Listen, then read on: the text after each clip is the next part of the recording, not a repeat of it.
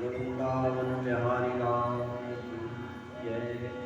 उमापति महादेव की जय। वैशाख मास के पवित्र मास में सनातन धर्म मंदिर के प्रांगण में वैशाख मास महात्म्य श्रवण करेंगे।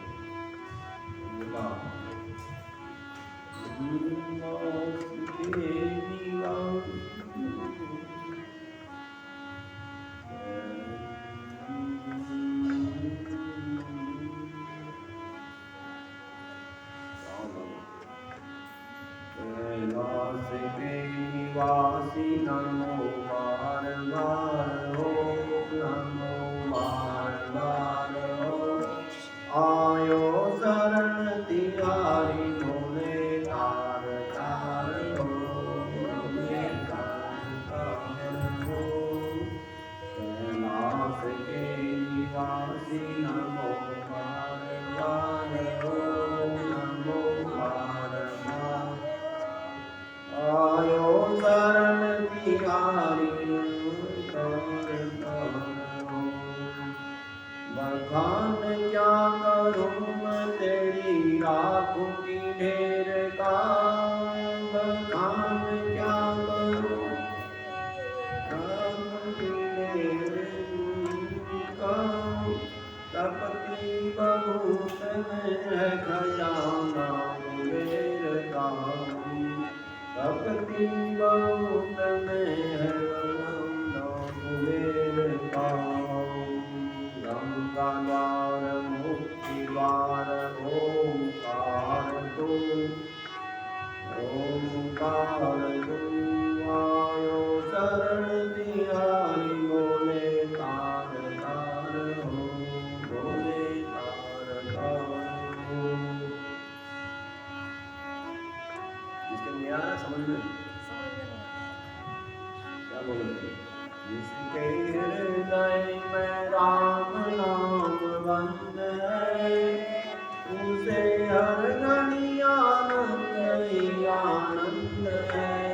जिसके हृदय में राम नाम बंद है, उसे हर घड़ी आनंद है। लेकर सिर्फ नाम नाम लेकर सहारा, इस दुनिया से करते किनारा। नाम लेकर सहारा, इस दुनिया से करते किनारा। राम जी की रजा में रजामंद है, उसे हर घड़ी आनंद ही आनंद है।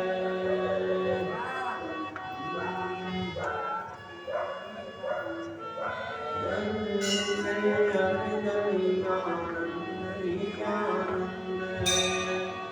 बुरी संगत से रंगत से दूर रहे, बुरी रंगत से संगत से दूर रहे। निंदा चुगली किसी की ना करे,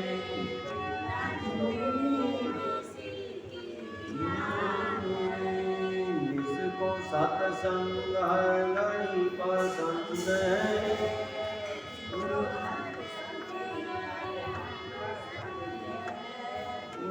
हर घड़ी आनंद ही आनंद है। जिनके हृदय में राम नाम बंद है, उसे हर घड़ी आनंद ही आनंद है। कैलाश के निवासी नमो बार बार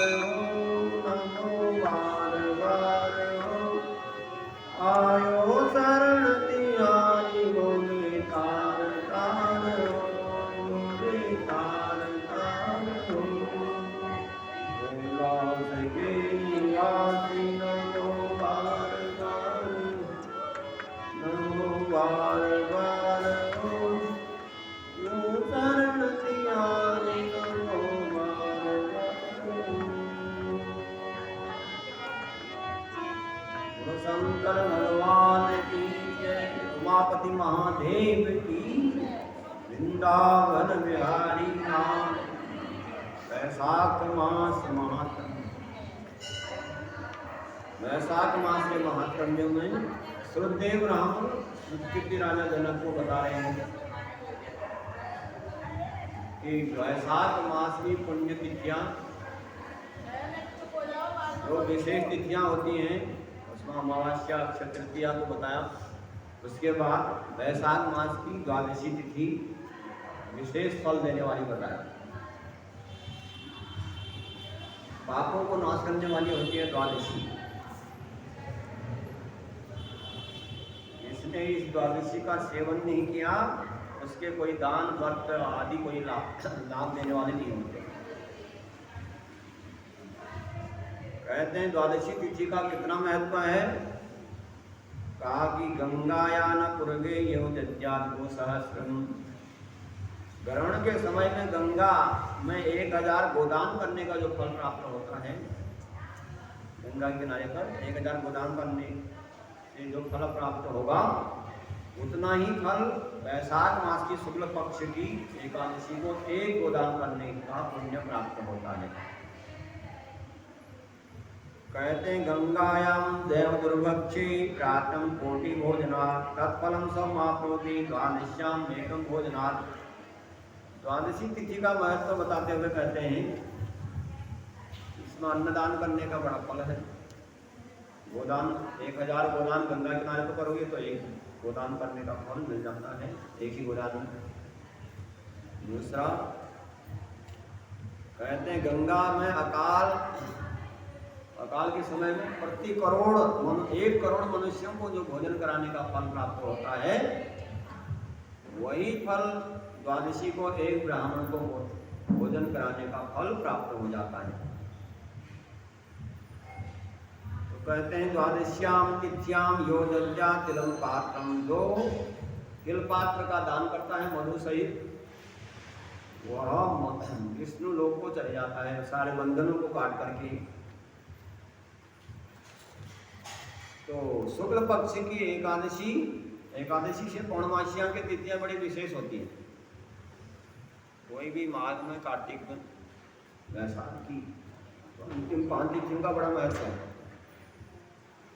कहते हैं शुक्ल पक्ष की एकादशी को हरि के लिए जागरण करता है वैशाख की, वह जीवित रहते हुए मुक्त के समान है। उससे सभी देवता प्रसन्न रहते हैं एकादशी के जागरण करने वाले से। कोटि सूर्य ग्रहण तीर्थनाद्यम यत् फलम, करोड़ों चंद्र ग्रहण में स्नान करने का जो फल प्राप्त होता है,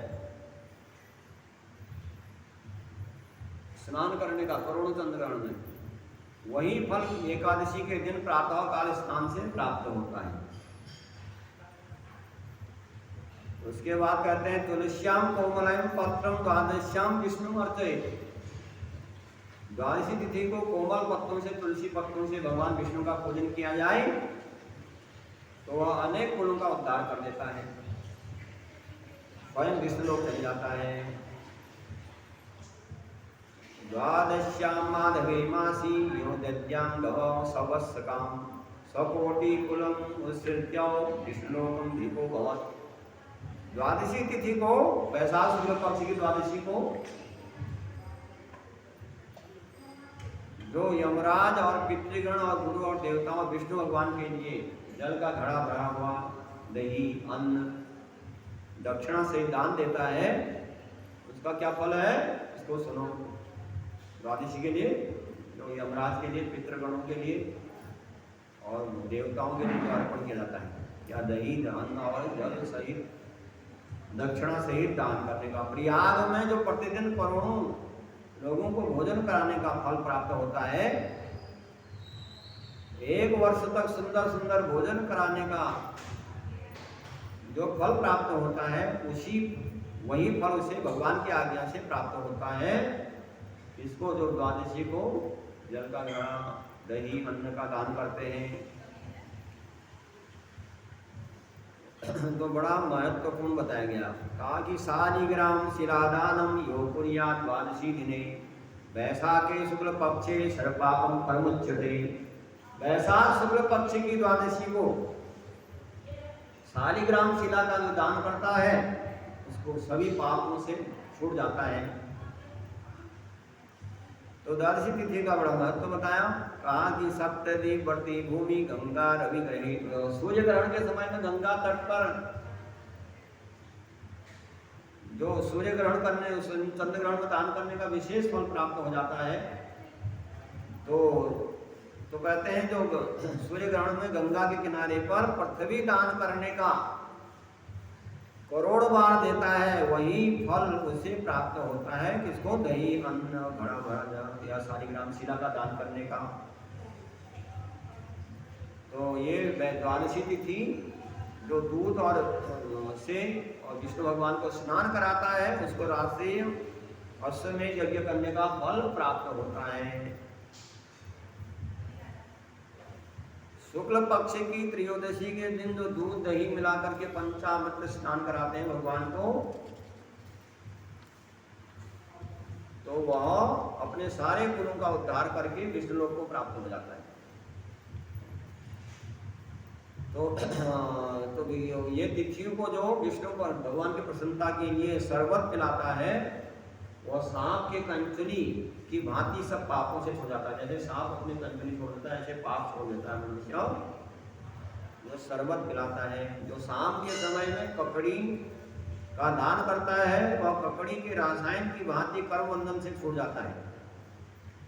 जो गन्ना आम का फल अंगूर या मुनक्का देता है द्वादशी को, उसके 100 पीढ़ी की संतान 100 पीढ़ी तक संतान कभी नष्ट नहीं होती। जो उस तिथि को शाम को गंध लेपन का दान करता है वह बाहरी आक्रमणों से किसी से खतरा उसको नहीं रहता है। तो भगवान तो कहते हैं श्रुतदेव ब्राह्मण श्रुतगिरि राजा जनक से कहते हैं कि शुक्ल पक्ष की द्वादशी का जो पुण्य किया जाता है वैशाख की, उसको फल अक्षय होता है, उसको कभी नष्ट नहीं होता उसका फल। अब ये द्वादशी तिथि कहाँ किसने प्रसिद्ध की, क्या किसको फल मिला द्वादशी तिथि का दान करने से, उस कथा को आपको बताते हैं कि द्वादशी तिथि को किसी ने कोई दान धर्म किया हो वैशाख शुक्ल पक्ष की, उसको क्या फल मिला। तो उस कथा को आपको सुनाते हैं, सुनिए। और सुनने मात्र से पाप दूर हो जाते हैं मनुष्य के। ये कथा जो है मंगल देने वाली है वैशाख मास की, और शुक्ल पक्ष की द्वादशी कथा आपको सुनाते हैं। इसका क्या महत्व है। प्राचीन काल में काश्मीर देश में देवदत्त नाम का ब्राह्मण रहता था। देवदत्त ब्राह्मण की एक पुत्री थी मालिनी नाम की, वह बड़ी पापनी थी। उस ब्राह्मण ने अपनी पुत्री मालिनी का विवाह सत्यशील नाम के ब्राह्मण से कर दिया और वह मालिनी पति के साथ विवाह में बंध गई। और उस मालिनी को लेकर के वह सत्यशील ब्राह्मण अपने घर चले गया, लेकिन वह अपने पति को प्यारी नहीं हुई। उसका पति कहता है कि सदा विद्ये संयुक्ता तस्यं तिष्ठति निष्ठुरः नान्यं कश्चित् विदेशी निपते मदि। वह मालिनी नाम की स्त्री को पाकर के खुश नहीं था। वह सत्यशील ब्राह्मण निष्ठुर रहता था, उनका कोई मेल नहीं था, आपस में विचार नहीं मिलते थे, आपस में कलह ही रहता था। एक दिन वह स्त्री अपने पति पर बड़ी क्रोधित हुई और जब उनकी बात बनी नहीं, पति पत्नी की बड़ी आपस में हर बात पर खटपट होती थी। तो एक दिन उस मालिनी ने किसी दूसरी स्त्रियों से पूछा कि मेरे पति मेरे से बड़ा गुस्सा में रहता है, मेरा पति मेरे बस में हो जाए, कोई उपाय बताइए। रोज रोज का झगड़ा काम का नहीं है, बड़ा मुश्किल है रहना। तो स्त्रियों से पूछा कि मेरा पति बड़ा गुस्सा, बड़ा झगड़ा होता है हमारे घर में है, तो कैसे मेरा पति बस में हो, स्त्रियों से पूछा गया। तो कहा अपरिक्षा राजन त्यक्त्वा पृथ्वी पुरा तनुक्तम भूपवश्यम भविष्यति। उन स्त्रियों ने कहा कि तुम्हारी जो स्थिति थी हमारी भी वही स्थिति थी कभी। हमारा पति भी हमसे बड़ा गुस्से में रहता था, लेकिन हमने अपने पति को बस नहीं किया, और तुम भी वही करोगे, तुम्हारा पति भी तुम्हारे बस में हो जाएगा, नौकर की तरह रहेगा तुम्हारी, जैसा तुम कहोगी वैसा करेगा। तो स्त्रियां कहने लगी हम लोगों ने भी किया है, तुम भी करो, उपाय हम बताते हैं। कहने लगे कि परियोजम भेषजम पश्यम नीता ही पुतया ग्रहा योगिनी कम गच्छा दासे भेदम। कहा कि ये योगिनी रहती है, वो दवा देती है, उसको खिला देना, तो औषधि प्राप्त करो योगिनी से, और वो औषधि खिला दोगी तो तुम्हारा पति तुम्हारा आगे पीछे घूमता रहेगा, पति दास की तरह रहेगा। तो श्रुतदेव ब्राह्मण जनक राजा को एक कथा सुनाते हैं, द्वादशी तिथि का महत्व बताते हुए। राजन, शीघ्र ही वह मालिनी नाम की स्त्री, इनका झगड़ा रहता था, वह उन स्त्रियों के बताने पर उस योगिनी के कुटिया में गई जहां वह दवा देती थी, वशीकरण मंत्र। अब वहां जब कुटिया देखी, लंबी चौड़ी थी, रंगीन वस्त्रों से घिरा हुआ था, उस कुटी में बड़े बड़े पर्दे लगे हुए थे, बड़े धीरे धीरे वह बाहर देख रही थी कि मैं आने जाने वाले हूँ। रुद्राक्ष की माला लेकर के जप कर रही थी वो योगिनी। अब वह मालिनी नाम की स्त्री उस योगिनी के घर पहुंच गई कुटिया में, और उसने वशीकरण मंत्र पूछा कि मेरा पति मेरे को बहुत नाराज रहता है, कोई मंत्र बताइए, वशीकरण मंत्र। तो वशीकरण मंत्र बता दिया, और स्त्री ने प्रणाम करके जो वशीकरण मंत्र और दवाई दी, तो उससे वह उसको लेकर के वो खुश हो गई। उसने पैर से हीरे की बनी जो अंगूठी थी उसको उतार करके दे दिया उसको, योगिनी को, और सूर्य के समान अंगूठी देकर के योगिनी बड़ी खुश हो गई कि आज अच्छा कस्टमर मिल गया, तो इतनी महंगी अंगूठी दे दी। तो योगिनी ने अपने पति द्वारा अपमान संबंधी हृदय की बात जान करके उसके हित की बातों को कहा कि चूर्णे रक्षणता देशम सर्वभूत, मैं दवा दे रही हूँ लेकिन जरा सावधानी से खिलाना, सावधानी से खिलाना, गर्दन की रक्षा करनी पड़ेगी, और नहीं तो उल्टा पड़ जाएगा, और ठीक से खिलाना, तुम्हारा पति तुम्हारे बस में हो जाएगा और फिर कुछ नहीं कहेगा, तेरे वक्त तू कुछ भी करेगी तो कुछ नहीं कहेगा। तो तुरंत घर आई वो चूर्ण को लेकर के योग मालिनी। चूर्ण रक्षाम गृहत्वा प्राप्तम वर्धम राव परलोसे यस्या चूर्ण जाओ। और शाम के समय उन्हें दूध में मिलाया वह और दे दिया पति को, और उसकी परवाह नहीं की कि कैसे देना है, कुछ बताया था कैसे खिलाना है, लेकिन उसने कुछ विचारा नहीं और दूध में घोला तो दे दिया। और उससे क्या हुआ, जब ढंग से नहीं दिया तो पति को क्षय रोग हो गया, टीबी का रोग। रोज जिस दिन से दवाई खिलाई उस दिन से पति कमजोर हो गया प्रतिदिन, और कीड़े भी पड़ने लगे तो पति के। तो कुछ दिन बीत गए, अब वह मालिनी, उसका चरित्र अच्छा नहीं था जो पति को वश कर रही है। अब वह अपनी इच्छा से इधर उधर विहार करने लगी, और तेज ही उसके पति ने घबरा करके एक दिन बड़ी दुखी हो गया, बड़ा परेशान हो गया अपने रोग से वो, और कहने लगा अपनी पत्नी मालिनी से, मैं तुम्हारा दास हूँ, मेरी रक्षा करो, मैं बहुत परेशानी में हूँ। तो वह डर गई, कहीं पति मर न जाए, तो मर जाएगा तो कैसे सजूंगी धजूंगी, कैसे लोगों में जाऊंगी है? जब पति रहेगा तभी तो सर ढक के रहूंगी, नहीं तो कहेंगे लोग कि ऐसा पति मर गया, ऐसे रहती है। तो वह पुनः योगिनी के पास ये कहा कि मेरा पति की रक्षा करो, कहीं मरे नहीं है, जितना भी रहे और बस में भी रहे। तो उसने एक दूसरी दवाई दी, योगिनी ने कहा कि इसको खिला देना, तो तेरा पति का जो जलन होती है, जो दाग होती है, वह शांत हो जाएगा। और इस प्रकार से अब उसने दूसरी दवाई खिलाई तो पति का जो ज्वाला है शांत हो गई। वो दिन से उसका पति भस्म हो गया उसके, और घर में रहने लगा। कई पुरुष आते थे उसके घर में मालिनी के चक्कर में और विहार करते थे, लेकिन पति कुछ कहता नहीं, बोलने की शक्ति नहीं थी, क्योंकि बस वशीकरण मात्र। तो ज्यादा ही पाप करने लग गई, तो उसका पाप के कारण उसका शरीर रुग्ण हो गया। अब वह अपने करने का फल प्राप्त करने लगी। अब कुछ समय के बाद यमराज की भांति कीड़ों ने उसके जिह्वा, कान और नाक छेद दिए, दोनों स्तन और अंगुलियां कीड़ों द्वारा गिर। इस प्रकार भोगती हुई कुछ समय के बाद वह मालिनी, अनेक जार पुरुष जब उसके घर में आते थे तो उसका हालत खराब हो गई, तो उसको भी बीमारी लग गई, तो कीड़े पड़ने लगे और मर गई एक बार मालिनी, जो विचार करती थी, और नरक में गई, नरक यात्रा भोगने के लिए। और नरक में जाकर के क्या हालत हुई, कहा कि ताम्र भांडे चादग्धा युगानाम सत्य पंचकम सयोनिसी संजातः वयं पुरः। ये तो लगाना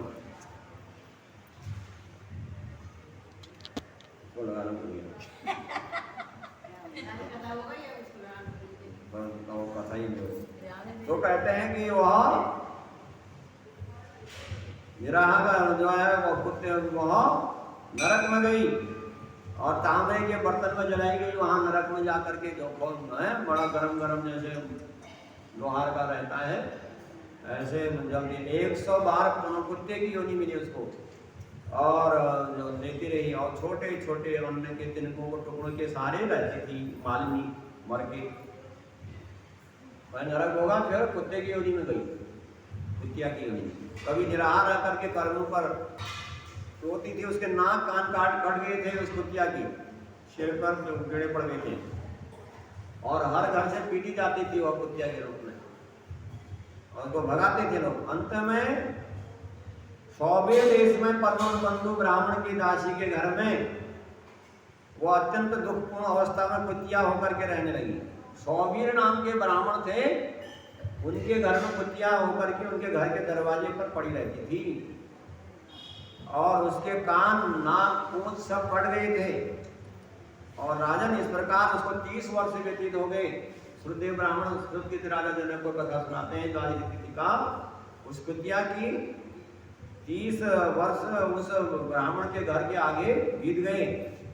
और एक दिन वह पद्म बंधु नाम के ब्राह्मण वैशाख मास में सुबह सुबह स्नान करने के लिए गए, गंगा स्नान, वैशाख शुक्ल पक्ष की द्वादशी को, और सूर्योदय से पहले स्नान करके आ गए। और सूर्योदय से पहले स्नान करके आए, और उन्होंने घर के अंदर घुसने से पहले तुलसी की क्यारी के पास अपने पैर धोए। उस ब्राह्मण ने अभी गंगा स्नान करके आए थे,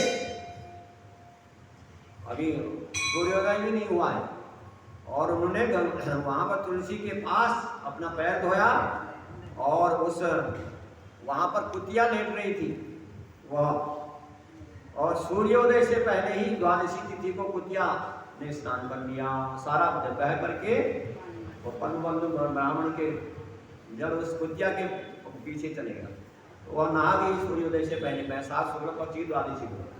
और दूसरा गंगा स्नान करने का, अभी आए थे तो गंगा स्नान करने का भी फल मिल गया उसको।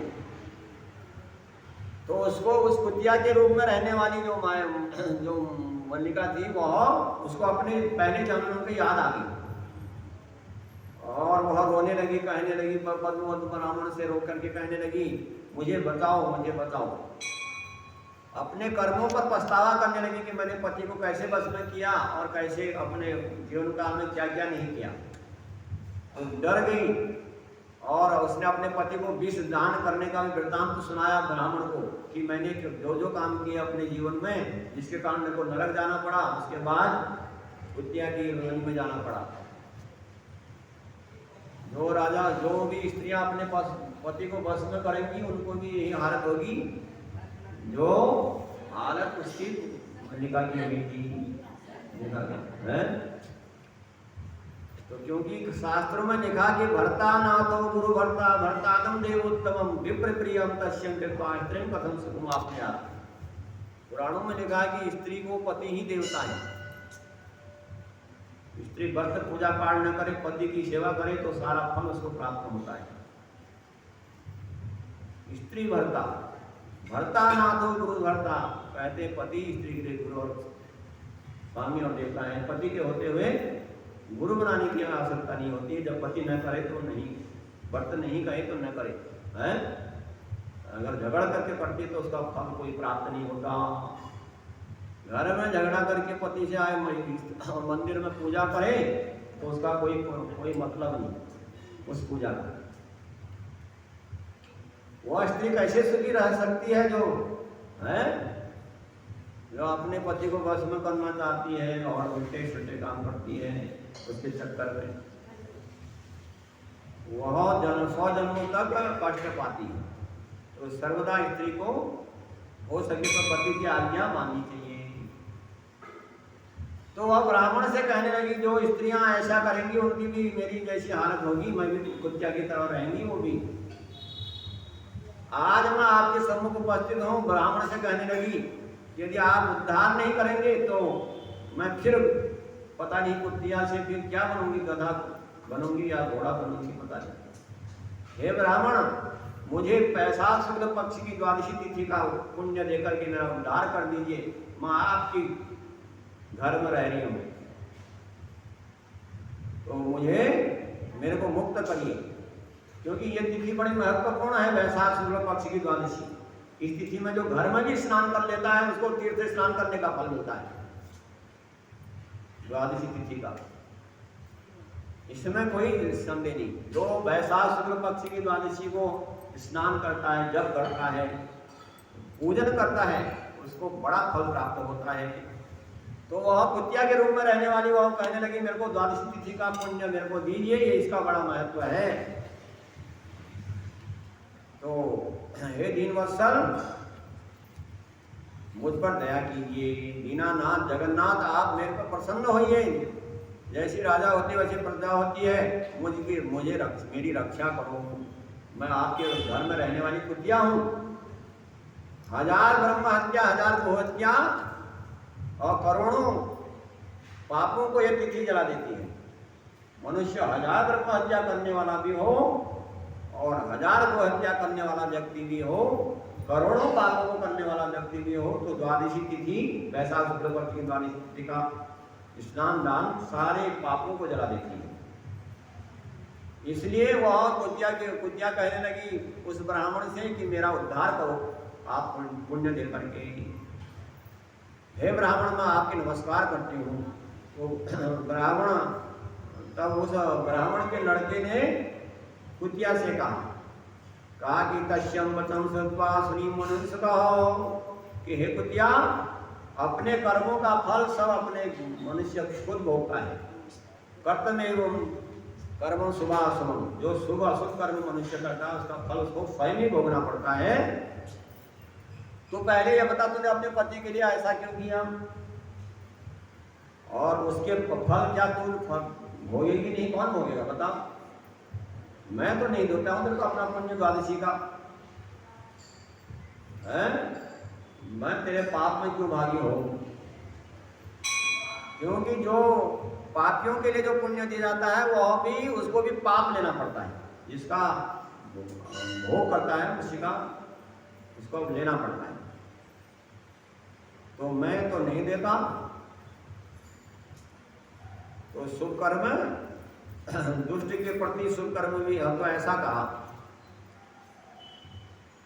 तो जिस प्रकार साप युक्त जैसे सर्प को दूध पिलाने से सर्प का विष ही बढ़ता है, ऐसे पापी को पुण्य देना अच्छी बात नहीं है। तो ऐसा कह करके वो जब कुतिया ने सुना कि मैं नहीं देती हूँ, जब बड़ी मुश्किल से मांग रही थी द्वादशी तिथि का पुण्य, मना कर दिया, तो वो रोने लगी जोर जोर से और चिल्लाने लगी घर के दरवाजे पर। और पद्मबंधु जो ब्राह्मण थे उसके पिता से उसकी शिकायत करने लगी, ब्राह्मण के पिता से कि तुम है, मैं आपके दरवाजे पर बसने वाली कुतिया की रक्षा करो, आपका जूठा खाने वाली हूँ, आपके दिन के जो है उसके सहारे रहती हूँ झूठा है।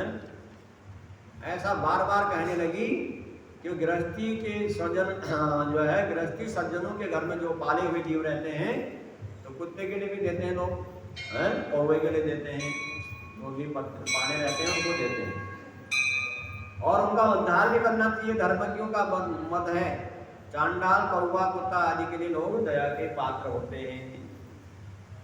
जो अपने पाले हुए को तो उसका उद्धार नहीं करता, उसका पतन हो जाता है। कुतिया कहने लगी आप मेरा उद्धार करो, संसार का बनाने वाला तो एक ही है, उसी ने सारा संसार बनाया, कीड़े मकोड़े भी उसी ने बनाए, मनुष्य भी उसने बनाए, सब उसी ने बनाने वाला तो भगवान वही है, तो संसार को बनाता है। जिसके कर्म जैसे जैसे हैं वो ऐसे ऐसे उसको मनुष्य शरीर वैसे वैसे शरीर देता है। कौन सा मनुष्य शरीर मिलेगा उसके कर्मों पर निर्भर है। तो कहने लगी स्त्री की रचना के बहाने से पालने के लिए पाले हुए की रक्षा करना बड़ा कर्तव्य है मनुष्य का। जो पाले हुए की रक्षा नहीं करता वह नरक जाता है। मेरा उद्धार करिए। बड़ी दुखमयी वाणी सुन करके घर में बैठे हुए पद्मबंधु नाम के जो ब्राह्मण थे, जिन्होंने ब्राह्मण के लड़के ने तो मना कर दिया था, उस ब्राह्मण के पिता से जब शिकायत करी कुतिया ने कि आपके घर में रह रही हूँ, मेरा उद्धार करो, नहीं तो आप भी नरक जाओगे, क्योंकि आपके घर में पाले हुए की रक्षा नहीं करते जो। तो पद्मबंधु ब्राह्मण घर से बाहर निकले और उन्होंने कहा कि ममात्मम कथम वाक्यम जातम साधुना विदम वाक्यम भवाती जो पावनम।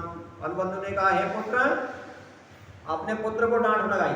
जब कुतिया की बात सुनी तो अपने पुत्र को डांट लगाई, कहा कि तुमने ऐसा क्यों कहा कुतिया के लिए, साधुओं को ऐसा नहीं करना चाहिए। अपने को सुख देने वाले निंदनीय होते हैं, केवल अपना ही सुख पाने वाले। कर्तव्यम दयालुता दुर्गति कश्य दुख्यता, दूसरे को भी सुख देना चाहिए। देखो सभी लोग निश्चय ही परोपकार के लिए होते हैं। खादंती न वृक्षा पदंती, स्वयं जो है फल वृक्ष से स्वयं फल नहीं खाते हैं, नदियां खुद अपना जल नहीं पीती, ये किसके लिए है, परोपकार के लिए बनती है। और ऐसे ही साधु संतों हैं लोग हैं।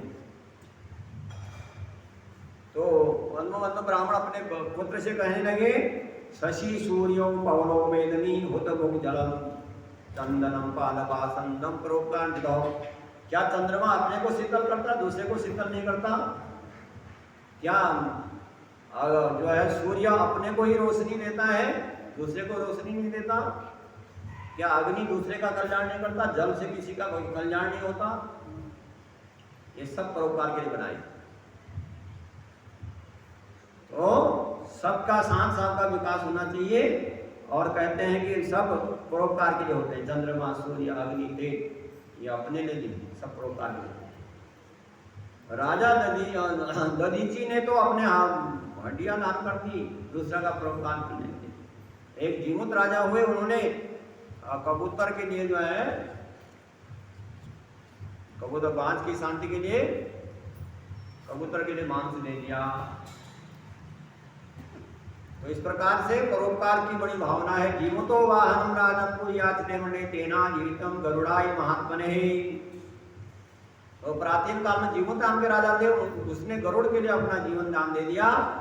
इसलिए विद्वान कोई भी जो अपना हित चाहता हो, विद्वान हो, उसको ऐसा नहीं करना चाहिए। वर्षा सभी के लिए होती है, वर्षा शुद्ध स्थानों पर भी होती है तो अशुद्ध स्थानों पर भी होती है। क्या चंद्रमा चांडालों के घर को प्रकाश नहीं करता? तो बारंबार जो है प्रार्थना करते हुए इस कुतिया को कीचड़ में फंसी हुई गाय की तरह अपना पुण्य देकर के उद्धार करूंगा। पहले तो अपने पुत्र को डांट लगाई उस पद्मबंधु ब्राह्मण ने, जिसने मना कर दिया अपना पुण्य देने से, और फिर कहा कि मैं दूंगा इसको अपना पुण्य। जैसे कीचड़ में फंसी हुई गाय को निकाला जाता है, उसका बड़ा पुण्य होता है।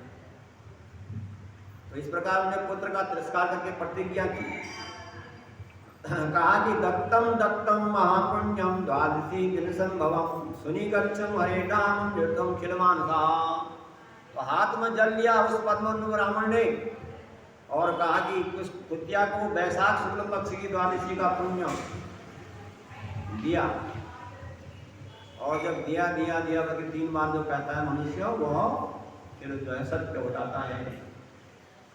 तो इस प्रकार हाथ में जल लिया, संकल्प छोड़ दिया कि वैशाख मास की द्वादशी का अपना पुण्य देता हूँ और इसके प्रभाव से ये स्वर्ग लोक को चले जा कुतिया। तो कहते हैं कि राजन श्रुतदेव ब्राह्मण श्रुत के राजा जनक को वैशाख शुक्ल पक्ष की द्वादशी का महत्व बताते हुए कहते हैं कि राजन तद वाक्यम सहसम भूपम दिव्याभरण भूषिता विमुच्यम देह जीर्णम दिव्य रूप धरा स्वभाव। तो ऐसा कहते ही वह कुतिया अपने पुराने शरीर को छोड़ करके सुसज्जित शरीर से दिव्य शरीरधारी होगी। जैसे द्वादशी का पुण्य दिया वैशाख शुक्ल पक्ष की दिव्य शरीरधारी होगी, कुतिया का शरीर छोड़ दिया। सूर्य के समान कांतिमती और 10 दिशाओं को वैदिक पान करते हुए स्वर्ग लोक को चली गई।